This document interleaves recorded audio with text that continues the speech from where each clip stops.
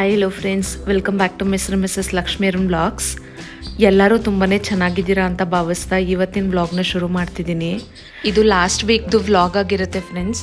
Actually last week car accident ಆದಮೇಲೆ ಸುಮಾರು incidents ನಡೆದವು. ಗಣಪತಿ ಹಬ್ಬ ಎಲ್ಲ ಆದಮೇಲೆ ಹೆಂಗಾದರೂ ಕಾರ್ ರೆಡಿ ಮಾಡಿಸ್ಬಿಡೋಣ ಅಂತ ಹೇಳಿ ಕಾರು ರೆಡಿ ಮಾಡಿಸಿದ್ವಿ. ಸೊ ಅದು ಅರ್ಧ ಕೆಲಸ ಮುಗೀತು, ಬಟ್ ಅದೋಗಿ ಪೂಜೆ ಮಾಡಿಸ್ಕೊಂಬರ್ಬೇಕು ಅಂತ ಅಂದ್ಕೊಂಡ್ವಿ ದೇವಸ್ಥಾನದಲ್ಲಿ. ಆ ಕೆಲಸ ಅಂತೂ ಮುಗಿತಾನೇ ಇಲ್ಲ, ಯಾಕೆ ಅಂತಲೇ ಗೊತ್ತಾಗ್ತಿಲ್ಲ. ಇನ್ನು ಅಮ್ಮನಿಗೆ ಹಾಸ್ಪಿಟಲಲ್ಲಿ ತೋರಿಸಿದ್ವಿ ಅಲ್ವಾ, ತುಂಬಾ ಹುಷಾರಿರಲಿಲ್ಲ ಅಂತ ಹೇಳಿ. ಅವ್ರಿಗೆ ಹೀಮೋಗ್ಲೋಬಿನ್ನು ಕಂಪ್ಲೀಟ್ಲಿ ಡ್ರಾಪ್ ಆಗೋಗ್ಬಿಟ್ಟಿದೆ. ಅದಕ್ಕೇ ಅವ್ರಿಗೆ ತುಂಬಾ ಮೈ ಸೆಳ್ತ, ಕೈ ಕಾಲೆಲ್ಲ ನೋವು, ಊತ ಆಗೋಗ್ಬಿಟ್ಟಿತ್ತು. ಅದಕ್ಕೆ IV ಟ್ರೀಟ್ಮೆಂಟ್ ಕೊಡಬೇಕು ಅಂತ ಹೇಳಿದ್ದಾರೆ. ಲಾಸ್ಟ್ 2 years ಬಿಫೋರ್ ಕೂಡ ಅಮ್ಮಂಗೆ ಈ ರೀತಿನೇ ಹಿಮೋಗ್ಲೋಬಿನ್ ಡ್ರಾಪ್ ಆಗೋಗ್ಬಿಟ್ಟಿತ್ತು. ತುಂಬಾ ಆಯಾಸ ಆಗ್ತಾಯಿತ್ತು ಅವ್ರಿಗೆ. ನಮಗೇನು ಅನ್ನಿಸ್ತಿತ್ತು 2 floors ಹತ್ತು ಇಳಿತಿದ್ವಲ್ಲ, ಅದಕ್ಕೆ ಆ ರೀತಿ ಆಗ್ತಿತ್ತು ಅಂತ. ಬಟ್ ಈಗ ಗ್ರೌಂಡ್ ಫ್ಲೋರಲ್ಲೇ ಇದ್ದೀವಲ್ಲ, ಯಾಕೆ ಇಷ್ಟೊಂದು ಸುಸ್ತಾಗ್ತಿದೆ ಅವ್ರಿಗೆ, ಸುಮ್ಮನೆ ಸ್ವೆಟ್ ಆಗ್ತಿದೆ ಮತ್ತು ಸಖತ್ತು ಟಯರ್ಡಾಗಿ ಫೀಲ್ ಮಾಡ್ಕೋತಾರೆ ಅಂತೆಲ್ಲ ಯೋಚನೆ ಮಾಡ್ತಾಯಿದ್ವಿ. 40+ ಆಯಿತು ಅಂತ ಹೇಳಿದ್ರೆ ಅವ್ರಿಗೆ ಆಲ್ಮೋಸ್ಟ್ 50 years ಆಗೋಗ್ಬಿಟ್ಟಿದೆ ಆಲ್ರೆಡಿ. ಬಟ್ ಏಜ್ ಆಗ್ತಾ ಇದೆಲ್ಲನೂ ಕಾಮನ್ ಅಲ್ವಾ ಫ್ರೆಂಡ್ಸ್. ಸೀರಿಯಸ್ಲಿ ನಮಗೂ ಅಷ್ಟೇ, ಹೋಗ್ತಾ ಹೆಣ್ಮಕ್ಳಿಗೆ ಎಷ್ಟು ಮೂಳೆ ಸವೆತ ಆಗುತ್ತೆ ಮತ್ತು ಬ್ಲಡ್ ಲಾಸ್ ಆಗುತ್ತೆ ಅನ್ನೋದು ನಮಗೆ ಗೊತ್ತಿರುತ್ತೆ. ಅದು ಬೇರೆ ಮೆನ್ಸುರಲ್ ಸೈಕಲ್ ಇನ್ನೂ ಸ್ಟಾಪ್ ಆಗಲಿಲ್ಲ ಅವ್ರಿಗೆ. ಅದಕ್ಕೂ ಅವ್ರಿಗೆ ತುಂಬಾ ಆಯಾಸ ಆಗುತ್ತೆ. ನಾವು ಹೆಂಗಸರು ಸುಮಾರು ವಿಚಾರನ ಮುಕ್ತವಾಗಿ ಮಾತಾಡ್ಕೊಳ್ಳೋದೇ ಇಲ್ಲ, ಅದು ಕೂಡ ಪ್ರಾಬ್ಲಮ್ ಆಗುತ್ತೆ. ಸೊ ಅಮ್ಮಂಗೇನು ಮೆನ್ಸುರಲ್ ಸೈಕಲಲ್ಲಿ ಪ್ರಾಬ್ಲಮ್ ಆಗಿತ್ತು ಅಲ್ವಾ, ಅಂದರೆ ಗರ್ಭಕೋಶನ ರಿಮೂವ್ ಮಾಡಬೇಕು ಅಂತ ಹೇಳಿದರು, ಸಿಸ್ಟ್ ಬಂದಿತ್ತು ಅಂತ ಹೇಳಿ. ಸೊ ಗರ್ಭಕೋಶ ರಿಮೂವ್ ಮಾಡೋದಕ್ಕೆ ಮೊದಲು ಬರೀ ಆ ಸಿಸ್ಟನ್ನ ಆಪರೇಟ್ ಮಾಡಿ ತೆಗೆದ್ರು. ಅದು ತೆಗೆದ ಮೇಲೆ ಸೊಂಟ ನೋವಂತೂ ಇನ್ನೂ ಜಾಸ್ತಿನೇ ಆಗೋಗ್ಬಿಟ್ಟಿದೆ ಅವ್ರಿಗೆ. ಏನು ಮಾಡಬೇಕಂತಲೇ ಗೊತ್ತಾಗ್ತಿಲ್ಲ. ಬಟ್ ಡಾಕ್ಟರ್ ಹತ್ರ ಹೋದಾಗ ಅವರು ಟ್ಯಾಬ್ಲೆಟ್ಸ್ ಕೊಟ್ಟಿದ್ದಾರೆ. ಅಮ್ಮಂಗಂತೂ ರಾಶಿ ಟ್ಯಾಬ್ಲೆಟ್ಸ್ ತಿನ್ನೋಕ್ಕೆ ಇಷ್ಟನೇ ಇಲ್ಲ. ಈಗಲೂ ಅಷ್ಟೇ IV ಇಂಜೆಕ್ಷನ್ ಕೊಟ್ಟು ಮತ್ತು ಐರನ್ನು ಅದನ್ನೆಲ್ಲ ಜಾಸ್ತಿ ಮಾಡ್ತೀನಿ ಅಂತ ಹೇಳಿದ್ದಾರೆ. ಬಟ್ ಅಮ್ಮ ಬಿಲ್ಕುಲ್ ಬರೋದೇ ಇಲ್ಲ ಅಂತ ಹೇಳಿ ಹಾಸ್ಪಿಟಲ್ಗೆ ಹಠ ಮಾಡ್ತಿದ್ದಾರೆ. ಯಾವಾಗ ಅವರು ಹುಷಾರು ತಪ್ಪಿದ್ರೂ ಅಷ್ಟೇ ಹಾಸ್ಪಿಟಲ್ಗೆ ಹೋಗೋದಕ್ಕೆ ನಾನೇ ತುಂಬ ಬೇಡ್ಕೊಳ್ಬೇಕಾಗತ್ತೆ, ಸಖತ್ ಕನ್ವಿನ್ಸ್ ಮಾಡಬೇಕಾಗತ್ತೆ. ಚಿಕ್ಕ ಮಗು ಥರ ಮಾಡ್ತಾರೆ ಅವರು. ಸೀರಿಯಸ್ಲಿ ದೊಡ್ಡವ್ರು ಆಗ್ತಾ ಅವ್ರು ನಮಗೆ ಮಕ್ಕಳಾಗೋಗ್ಬಿಡ್ತಾರೆ, ನಾವು ಅವ್ರಿಗೆ ಪೇರೆಂಟ್ಸ್ ಥರ ಆಗೋಗ್ಬಿಡ್ತೀವಿ. ಇದು ನಿಜ ಅಲ್ವಾ ಫ್ರೆಂಡ್ಸ್? ನಿಮ್ಮ ಮನೆಯಲ್ಲಿ ನಿಮ್ಮ ತಾಯಿಗೆ, ನಿಮ್ಮ ಅತ್ತೆಗೆ ಅಥವಾ ನಿಮಗೆ ಆಗಲಿ ಹಿಮೋಗ್ಲೋಬಿನ್ ಏನಾದರೂ ಡ್ರಾಪ್ ಆಗಿತ್ತಾ? ಸೊ ಇದಕ್ಕೆ ಯಾವ ರೀತಿಯಾಗಿರುವಂಥ ಫುಡ್ನ ನೀವು ಇಂಟೇಕ್ ಮಾಡಿದ್ರಿ, ಅದರಿಂದ ಯಾವ ರೀತಿ ಹೊರಗಡೆ ಬಂದ್ರಿ ಅಂತ ಹೇಳಿ ಕಮೆಂಟ್ ಮಾಡಿ ಫ್ರೆಂಡ್ಸ್.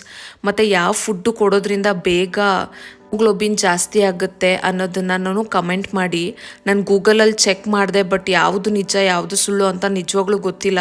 ಸುಮಾರು ವಿಚಾರಗಳು ಬರ್ತಾ ಇರುತ್ತೆ ಯೂಟ್ಯೂಬು, ಗೂಗಲ್ ಚೆಕ್ ಮಾಡಿದ್ರೆ. ಸೊ ಅದಕ್ಕಿಂತ ನೀವು ಕೂಡ ಅನುಭವಿಸ್ತಿರ್ತಾರಲ್ವ, ಸೊ ಯಾರಾದರೂ ಈ ರೀತಿ ಟ್ರೈ ಮಾಡಿದರೆ ನಿಮಗೆ ನಿಜವಾಗ್ಲೂ ವರ್ಕೌಟ್ ಆಗಿತ್ತು ಅಂತ ಹೇಳಿದ್ರೆ ನೀವು ಕಮೆಂಟ್ ಮಾಡೋದ್ರಿಂದ ನಮಗೂ ಸ್ವಲ್ಪ ಹೆಲ್ಪ್ ಆಗ್ಬೋದು. ಸೊ ಆ ಫುಡ್ಸ್ನೆಲ್ಲ ನಾನು ಅಮ್ಮಂಗೆ ಕೊಡೋದಕ್ಕೆ ಟ್ರೈ ಮಾಡ್ತೀನಿ. ಸರ್ಟೆನ್ ಫೇಸಸಲ್ಲಿ ಲೈಫು ತುಂಬಾ ಡಿಫಿಕಲ್ಟ್ ಅಂತ ಅನಿಸುತ್ತೆ. ಅಂದರೆ ಕಷ್ಟ ಬಂದರೆ ಬ್ಯಾಕ್ ಟು ಬ್ಯಾಕ್ ಕಷ್ಟ ಬರ್ತಾನೆ ಇರುತ್ತೆ. ಹ್ಯಾಪಿಯಾಗಿದ್ದರೆ ಬ್ಯಾಕ್ ಟು ಬ್ಯಾಕ್ ಹ್ಯಾಪಿಯಾಗಿರ್ತೀವಿ, ಅದು ಯಾಕೆ ಅಂತ ಗೊತ್ತಾಗೋದಿಲ್ಲ. ಬಟ್ ಆದರೂ ಪರವಾಗಿಲ್ಲ, ನಮ್ಮ ದೊಡ್ಡವರು ಹೇಳಿರೋ ಮಾತುಗಳು ನಮಗೊಂಥರ ಸ್ಯಾಟಿಸ್ಫ್ಯಾಕ್ಷನ್ ಕೊಡುತ್ತೆ. ಹೇಳ್ತಾರಲ್ಲ, ಮನುಷ್ಯನಿಗೆ ಬರ್ದಿರ ಮರಕ್ಕೆ ಬರುತ್ತಾ ಕಷ್ಟಗಳು ಅಂತ, ಅದು 100ಕ್ಕೆ 100 ಸತ್ಯವಾದ ಮಾತು.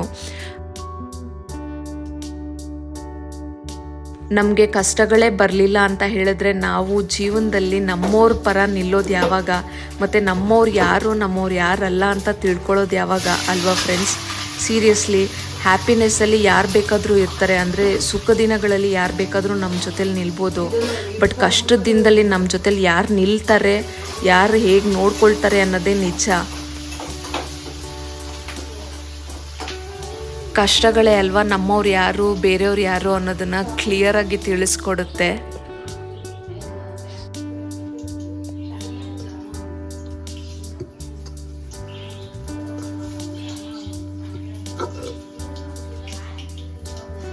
ಇನ್ನು ಲಾಸ್ಟ್ ವೀಕು ಮನೆಗೆ ಗೆಸ್ಟ್ ಬಂದಿದ್ದರು. ಅಂದರೆ ಅಪ್ಪ ಅವರ ಅಕ್ಕನ ಮಗಳು ಅಂದರೆ ಅರುಣ್ ಅವ್ರ ಅಪ್ಪ ಇದ್ರಲ್ಲ, ಅವ್ರ ಅಕ್ಕನ ಮಗಳು ಮನೆಗೆ ಬಂದಿದ್ರು. ಅವ್ರು ಸಾತ್ವಿಕಗೆ ಏನಾಗಬೇಕು ಅಂತ ಗೊತ್ತಿಲ್ಲ. ಅಪ್ಪನ ಹತ್ರ ಕೇಳಿದ್ರೆ ಅಜ್ಜಿ ಆಗಬೇಕು ಅಂತ ಹೇಳಿದ್ರು. ಬಟ್ ನೀವು ಹೇಳಿ ಫ್ರೆಂಡ್ಸ್, ಅಂದರೆ ನನ್ನ ಗಂಡನ ಅಪ್ಪನ ಅಕ್ಕನ ಮಗಳು ನನ್ನ ಮಗನಿಗೆ ಏನಾಗಬೇಕು ಅನ್ನೋದನ್ನು ಕಮೆಂಟ್ ಮಾಡಿ. ಅವರು ತಮಿಳ್ನಾಡಿಂದ ಇಲ್ಲಿಗೆ ಬಂದಿದ್ದರು ಮತ್ತು ನಮ್ಮ ಮನೇಲೇ ಒಂದು ದಿವಸ ಉಳ್ಕೊಂಡಿದ್ರು. ಯಾರಾದರೂ ಮನೆಗೆ ಬಂದಾಗ ತುಂಬಾ ಖುಷಿ ಆಗುತ್ತೆ. ನಮ್ಮ ಕಷ್ಟಗಳು ಇದ್ದಿದ್ದೆ, ಬಟ್ ಯಾರಾದರೂ ಬಂದಾಗ ಒಂಥರ ಮೈಂಡು ರಿಲ್ಯಾಕ್ಸ್ಡ್ ಆ್ಯಂಡ್ ರಿಫ್ರೆಶ್ ಆಗಿ ಫೀಲ್ ಆಗುತ್ತೆ. ಆ್ಯಕ್ಚುಲಿ ಅವರು ವೀಕ್ ಡೇಸಲ್ಲಿ ಬಂದಿದ್ದರು, ಆಫೀಸ್ ಕೆಲಸ ಇತ್ತು ಅಲ್ವಾ, ಬೇಗ ಮುಗಿಸ್ಕೊಂಡು ಆಫ್ಟರ್ನೂನ್ ಲಂಚ್ ರೆಡಿ ಮಾಡಿಬಿಟ್ವಿ. ಫಟಾಫಟ್ ಅಂತ ಸ್ನ್ಯಾಕ್ಸಿಗೆ ಬಜ್ಜಿ ಎಲ್ಲ ಮಾಡಿಬಿಟ್ಟು ಅನ್ನ ಸಾಂಬಾರು ಮಾಡಿದ್ವಿ ಸಿಂಪಲ್ಲಾಗಿ. ಸೊ ಇನ್ನು ಈವ್ನಿಂಗು ಗೆಸ್ಟ್ ಬಂದಮೇಲೆ ನಾನ್ ವೆಜ್ ತರಲೇಬೇಕು ಅಲ್ವಾ. ಸೊ ಅದಕ್ಕೆ ಚಿಕನ್ ತಂದು ಅಮ್ಮ ಚಿಕನ್ ಬಿರಿಯಾನಿ ಮಾಡಿದರು. ಅರುಣ್ ಅವ್ರಿಗೆ ತುಂಬಾ ಇಷ್ಟ ಅಮ್ಮ ಮಾಡೋ ಬಿರಿಯಾನಿ ಅಂದರೆ. ಅದಕ್ಕೆ ಅಮ್ಮನಿಗೆ ಹೇಳಿ ಮಾಡಿಸಿಸ್ದೆ. ಸೊ ಗೆಸ್ಟ್ಗೂ ಆಗುತ್ತೆ ಮತ್ತು ಇವ್ರಿಗೂ ತಿಂದಂಗೆ ಆಗುತ್ತೆ ಅಂತ ತುಂಬ ದಿವಸದಿಂದ ಕ್ರೇವ್ ಮಾಡ್ತಿದ್ರು. ಅದಾದಮೇಲೆ ಚಿಕನ್ ಗೊಜ್ಜು ನಾನು ಮಾಡಿಕೊಂಡೆ. ಸಖತ್ ಯಮ್ಮಿಯಾಗಿ ಬಂದಿತ್ತು ಬಿರಿಯಾನಿ ಮಾತ್ರ. ವಾವ್, ನಮ್ಮ ಅಮ್ಮನ ಕೈ ಅಮೃತ. ಸೀರಿಯಸ್ಲಿ ಯಾವಾಗ ಅಡುಗೆ ಮಾಡಿದ್ರೂ ಮತ್ತೆ ಮತ್ತೆ ತಿನ್ನಬೇಕು ಅಂತ ಅನಿಸುತ್ತೆ. ಇನ್ನು ಇವ್ರನ್ನ ನಾನು ಅಕ್ಕ ಅಂತಲೇ ಕರೆಯೋದು. ಅಕ್ಕ ಬೆಳಗಿನ ನಾಷ್ಟ ಮುಗಿಸ್ಕೊಂಡು ಬೆಳಗಿನ ಬಸ್ಸಿಗೆ ಊರಿಗೆ ಹೊರಟ್ರು. ಅಂದರೆ ಅವ್ರಿಗೂ ಮಕ್ಕಳಿದ್ದಾರೆ, ಸ್ಕೂಲ್ಗೆಲ್ಲ ಕಳಿಸ್ಬೇಕು ಅಲ್ವಾ. ಸೊ ಪಾಪುನ ನೋಡೋದಕ್ಕಂತ ಬಂದಿದ್ರು. ಇನ್ನು ಮಾರನೇ ದಿವಸ ಬೆಳಗ್ಗೆನೇ ಬ್ಲಡ್ ಫ್ರೈ ಮಾಡಬೇಕು ಅಂತ ಹೇಳಿಬಿಟ್ಟು ಗೋಟ್ ಬ್ಲಡ್ ತಂದಿದ್ರು ನಮ್ಮ ಮನೆಯವರು. ಅಂದರೆ ಇದು ಬ್ಲಡ್ನ ಇನ್ಕ್ರೀಸ್ ಮಾಡುತ್ತೆ ಅಂತ ಹೇಳಿಬಿಟ್ಟು ಅಮ್ಮ ಹೇಳಿದರು. ಅದಕ್ಕೇ ತರಿಸಿದ್ದು. ಬಟ್ ಅದು ತಂದ ಮೇಲೆ ಗೊತ್ತಾಯಿತು ಅದರಲ್ಲಿ ಎಷ್ಟೊಂದು ಕೂದಲುಗಳು, ಕುರಿ ಕೂದಲಿತ್ತು ಗೊತ್ತಾ.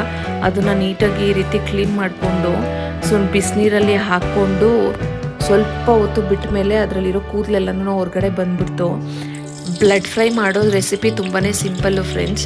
ಫಸ್ಟು ಬಾಣಲಿನ ಬಿಸಿ ಮಾಡಿಕೊಂಡು ಸ್ವಲ್ಪ ಎಣ್ಣೆ ಹಾಕ್ಕೊಂಡು ಅದಕ್ಕೆ ಸ್ವಲ್ಪ ಸಾಸಿವೆ, ಈರುಳ್ಳಿ ಮತ್ತು ಹಸಿರು ಮೆಣಸಿನ್ಕಾಯಿ, ಕರ್ಬೇವಿನ ಸೊಪ್ಪು ಹಾಕ್ಕೊಳ್ಬೇಕು. ಮತ್ತು ಸ್ವಲ್ಪ ಅರಿಶಿನ ಹಾಕಿ ಇದನ್ನು ಚೆನ್ನಾಗಿ ಫ್ರೈ ಮಾಡ್ಕೊಳ್ಬೇಕು. ನಾವು ಬಿಸಿನೀರಲ್ಲಿ ಆಲ್ರೆಡಿ ಹಾಕಿ ಇಟ್ಟಿದ್ವಿ ಅಲ್ವಾ ರಕ್ತ, ಅದನ್ನು ನಾವು ಕ್ಯೂಚ್ಕೊಂಡು ಕೂಡ ಹಾಕ್ಕೋಬೋದು. ಇಲ್ಲ ಈ ರೀತಿ ಕ್ಯೂಬ್ಸಾಗಿ ಹಾಕ್ಕೊಂಡ್ರು ಕಲಿಸೋವಾಗ ಅದು ಕಟ್ಟಾಗಿಬಿಡುತ್ತೆ. ಬಟ್ ಕ್ಯೂಚ್ಕೊಂಡು ಹಾಕ್ಕೊಳ್ಳೋದು ಕೂಡ ಬೆಸ್ಟು ಅಂತ ಹೇಳ್ಬೋದು. ಸೊ ಈ ರೀತಿ ನಾವು ತಿರುಗಿಸ್ಕೊಡ್ತಾನೆ ಇದ್ದರೆ ಅದು ಚಾಕ್ಲೇಟ್ ಕಲರಿಗೆ ಟರ್ನ್ ಆಗಿಬಿಡುತ್ತೆ. ಸೊ ಆವಾಗ ನಾವು ಲಾಸ್ಟಲ್ಲಿ ಬೇಯೋವಾಗ ಪೆಪ್ಪರ್ ಪೌಡರು ಮತ್ತು ಚಾಟ್ ಮಸಾಲ ಹಾಕಿ ಕೊತ್ತಂಬರಿ ಸೊಪ್ಪು ಹಾಕಿ ಸ್ವಲ್ಪ ಹೊತ್ತು ಬಿಡಬೇಕು. ಈ ರೀತಿ ಬಿಟ್ಬಿಟ್ಟು ರುಚಿಗೆ ತಕ್ಕಷ್ಟು ಉಪ್ಪು ಹಾಕಿ ಫ್ರೈ ಮಾಡಿಕೊಂಡ್ರೆ ಆಯಿತು, ಬ್ಲಡ್ ಫ್ರೈ ರೆಡಿ ಆಗಿಬಿಡುತ್ತೆ. ಇದು ತುಂಬಾ ಹೆಲ್ತಿ ಅಂತ ಹೇಳ್ತಾರೆ.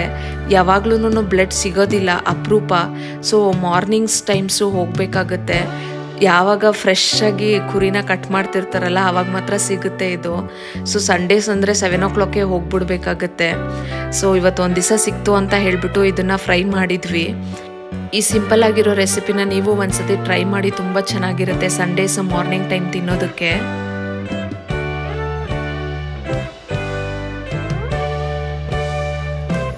ಇನ್ನು ಮಳೆ ಬಂದು ಇಲ್ಲಿ ಪಾಚಿ ಕಟ್ಕೊಬಿಟ್ಟಿತ್ತು. ತುಂಬ ದಿವಸದಿಂದ ಕ್ಲೀನ್ ಮಾಡಬೇಕು ಅಂತಲೇ ಅನ್ಕೋತಿದ್ವಿ, ಬಟ್ ಆದರೆ ಟೈಮೇ ಸಿಗ್ತಾ ಇರಲಿಲ್ಲ. ಸರಿ ವೆರಿ ನೆಕ್ಸ್ಟ್ ಡೇನೇ ಕ್ಲೀನ್ ಮಾಡಿಬಿಡೋಣ ಅಂತ ಹೇಳಿಬಿಟ್ಟು ಅಂದ್ಕೊಂಡಿದ್ದೆ ನಾನು. ಸಂಡೇ ಕ್ಲೀನ್ ಮಾಡೋಣ ಅಂತ ಅಂದ್ಕೊಂಡ್ರೆ ಅಮ್ಮ ಎದ್ಬಿಟ್ಟು ಆಲ್ರೆಡಿ ಉಜ್ತಾ ಇದ್ರು. ಇನ್ನು ಅವರು ಉಜ್ಜೋದಕ್ಕೆ ಬಿಟ್ಬಿಟ್ರೆ ಎಲ್ಲ ಫುಲ್ಲು ಕೂತ್ಕೊಂಡು ಅದನ್ನೇ ಮಾಡ್ಕೊಂಡಿರ್ತಾರೆ, ಮೈಯೆಲ್ಲ ನೋವು ಬಂದುಬಿಡುತ್ತೆ ಅಂತ ಹೇಳ್ಬಿಟ್ಟು ನಾನೇ ಹೋಗಿ ಕೆಲಸಕ್ಕೆ ಇಳಿದ್ಬಿಟ್ಟೆ. ಆಮೇಲೆ ಬ್ಲೀಚಿಂಗ್ ಪೌಡರ್ ಎಲ್ಲ ಹಾಕಿ ನೀಟಾಗಿ ಕ್ಲೀನ್ ಮಾಡಿದ್ಮೇಲೆ ತುಂಬ ಸ್ಯಾಟಿಸ್ಫೈಯಿಂಗ್ ಆಗಿತ್ತು. ಅಂದರೆ ಒಂದು ಕಡೆ ಗಲೀಜಾಗಿತ್ತು ಅಂತ ಹೇಳಿದ್ರೆ ಅದನ್ನು ಇನ್ನೊಂದು ಸತಿ ನೀಟ್ ಮಾಡಿದ್ಮೇಲೆ ನೋಡಿದಾಗ ಆ ಕೆಲಸ ಮಾಡುವಾಗ ಸ್ವಲ್ಪ ಸುಸ್ತು ಅನಿಸುತ್ತೆ. ಬಟ್ ಅದಾದಮೇಲೆ ನಮಗೆ ಏನೋ ಒಂಥರ ಸ್ಯಾಟಿಸ್ಫ್ಯಾಕ್ಷನ್ನು, ಕಷ್ಟಪಟ್ಟಿರೋದು ಕೂಡ ಹಂಗೇ ಆರೋಗ್ಬಿಡುತ್ತೆ. ಅಷ್ಟು ಶೈನಿಂಗ್ ಆಗಿತ್ತು ಬ್ಲೀಚಿಂಗ್ ಪೌಡರ್ ಹಾಕಿದ ಮೇಲೆ.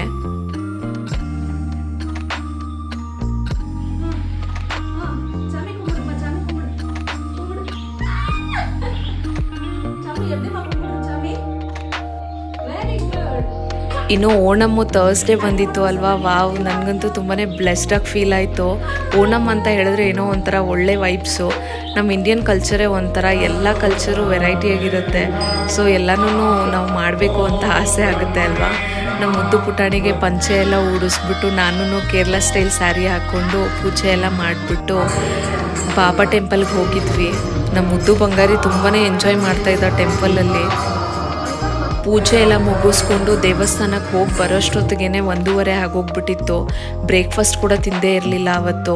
ಅಮ್ಮ ನಾವು ಬರೋಷ್ಟೊತ್ತಿಗೆ ಲಂಚ್ ಕೂಡ ರೆಡಿ ಮಾಡಿಬಿಟ್ಟಿದ್ರು. ಊರಿಂದ ನುಗ್ಗೆ ಸೊಪ್ಪು ಮತ್ತು ನುಗ್ಗೆಕಾಯಿ ತಂದಿದ್ರಲ್ವಾ, ಅದೇ ಮೆನ್ಯೂ. ಸೊ ನುಗ್ಗೆಕಾಯಿ ಸಾಂಬಾರು ಮತ್ತು ನುಗ್ಗೆಕಾಯಿ ಪಲ್ಯ, ಮೊಟ್ಟೆ ಹಾಕಿಬಿಟ್ಟು ಮಾಡಿದರು. ನುಗ್ಗೆಕಾಯಿ ಹಾಕಿ ಮಾಡೋ ಅಂಥ ಎಗ್ ಬುರ್ಜಿ ಫಸ್ಟ್ ಕ್ಲಾಸ್ ಆಗಿರುತ್ತೆ ಫ್ರೆಂಡ್ಸ್. ನೀವು ಕೂಡ ಟ್ರೈ ಮಾಡಿದ್ರಾ? ಕಮೆಂಟ್ ಮಾಡಿ. ಏನು ಮಮ್ಮಿ ಮೊನ್ನೆ ತಂದಿದ್ದು ನುಗ್ಗೆ ಸೊಪ್ಪು ಪಲ್ಯ ಮಾಡ್ತಿದ್ದೀರಾ?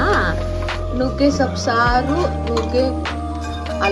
ನುಗ್ಗೆ ಸೊಪ್ಪು ಪಲ್ಯ, ನುಗ್ಗೆಕಾಯಿ ಸಾರು. ಊರಿನ ತಂದಾಗಿಂದ ಬರೀ ಅದೇ ಫ್ರೆಂಡ್ಸ್. ನೀವಿಲ್ಲಿ ನೋಡ್ತಿದ್ದೀರಲ್ಲ ಫ್ರೆಂಡ್ಸ್, ಇದು ಯಾವ ಎಲೆ ಅಂತ ಹೇಳಿ ಕಮೆಂಟ್ ಮಾಡಿ ನೋಡೋಣ ಯಾರು ಕರೆಕ್ಟಾಗಿ ಗೆಸ್ ಮಾಡ್ತಾರೆ ಅಂತ. ಸೊ ಇದಾಗಿತ್ತು ಈ ವಾರದ ಕತೆ ಫ್ರೆಂಡ್ಸ್. ಈ ವ್ಲಾಗು ನಿಮಗೆ ಇಷ್ಟ ಆಗಿದೆ ಅಂತ ಬಯಸ್ತೀನಿ. ಈ ವ್ಲಾಗು ನಿಮಗೆ ಇಷ್ಟ ಆಗಿದ್ದರೆ ದಯವಿಟ್ಟು ಒಂದು ಲೈಕ್ ಮಾಡಿ, ಶೇರ್ ಮಾಡಿ ಮತ್ತು ಕಮೆಂಟ್ ಮಾಡಿ. ನಮ್ಮ ಚಾನಲ್ಗೆ ಸಬ್ಸ್ಕ್ರೈಬ್ ಮಾಡಿ. Thank you for watching. Will catch you in next vlog.